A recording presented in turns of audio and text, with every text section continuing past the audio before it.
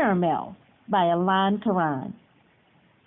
Janice was packing the last 6 orders of Carver's caramels while bemoaning her fate as the last and unluckiest of the Carver sisters. Still at home with Dad helping to run the family business while he rushed off another dozen orders from the post office in town.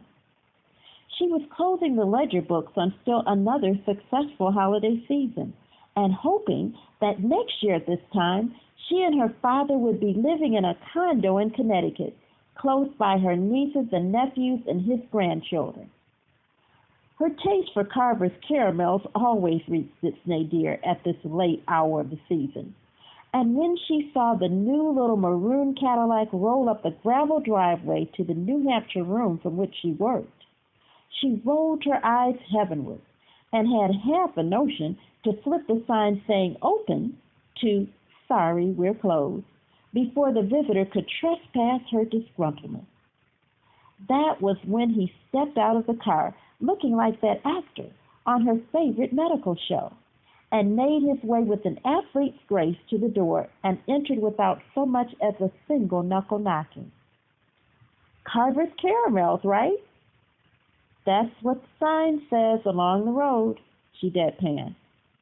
"You have no idea how many times I have passed this place without stopping."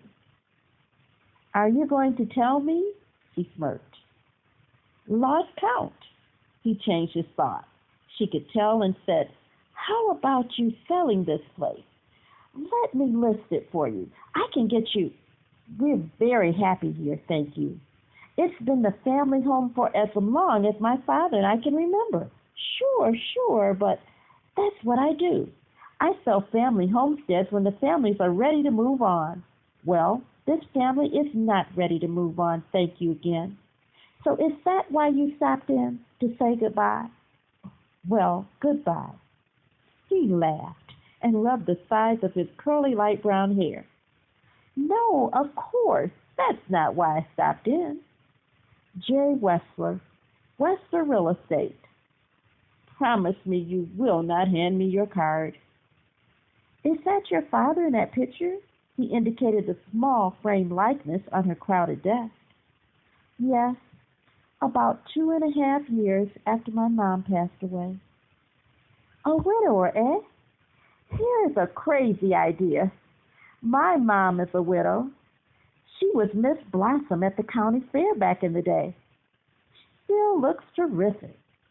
How about you and I kind of wrangle for the two of them to meet?" "What are you doing for Christmas dinner?" She started sniffling, which is what she did when she was about to start laughing nonstop. "Is that why you're here?" she said incredulously. "That is not why I am here. I came to buy a box of Carver's caramels for my brother Perry in Baltimore. It's his first Christmas with their small boy. Can you believe it? Perry a father after shooting blanks all these years." "It is remarkable," she sniffled.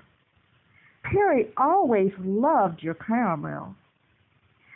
But my favorites were Bericini that my aunt used to send from New York City. No offense." "Great offense," she objected. "Our customers prefer Carver 6-to-1. "You've made a survey?"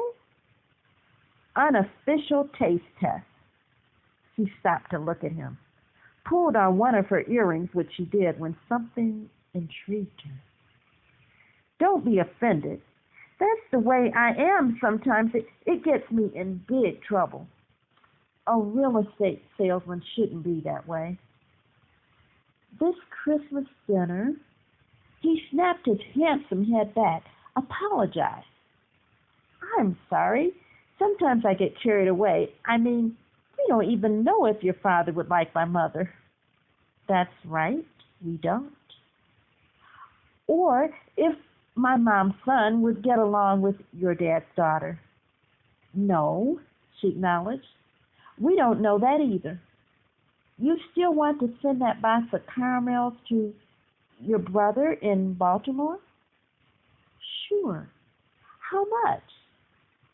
"It's on Carver's caramels, but no returns."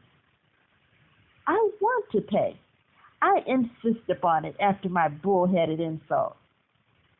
We'll discuss it over Christmas dinner. Are you kidding me? Uh-huh. I'm kidding you, but take off your coat and help me get these last orders out, including the one to this Perry of yours. I want you to meet my dad when he gets back from the post office. I'd love that. He nodded broadly and took off his winter coat to stay.